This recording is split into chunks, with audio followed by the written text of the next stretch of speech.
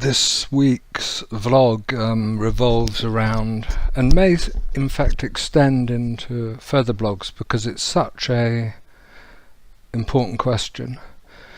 And the question is why in my work, in the work of the Centre for Human Awakening, do we distinguish between psychology and spirituality, and why do we consider that personal therapy work is an essential foundation for spiritual life? Big question.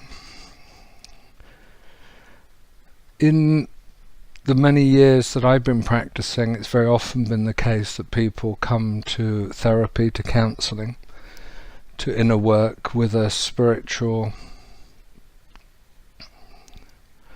inspiration, a spiritual desire, a longing.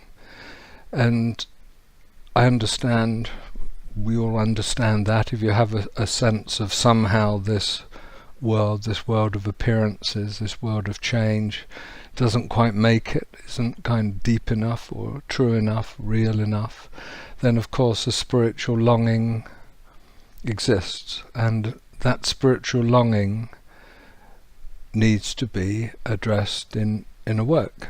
Absolutely valid.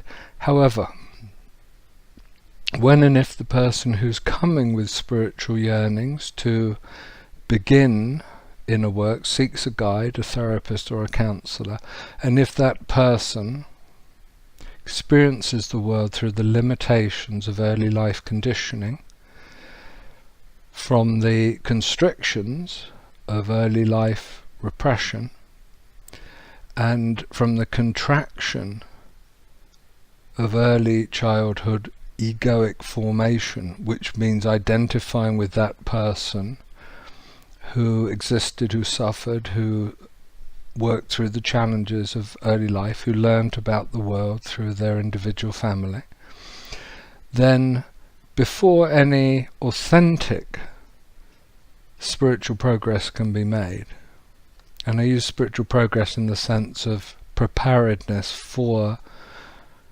spiritual discipline and the spiritual path and the sacred life, before that's possible, these limitations, constrictions and contractions must be released, or healed, or let go of.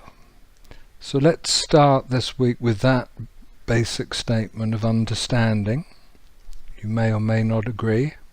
It's clear that an awful lot of people don't agree today. Many people launch themselves into spiritual practice, but there are dangers to that. And we will address that in forthcoming vlogs.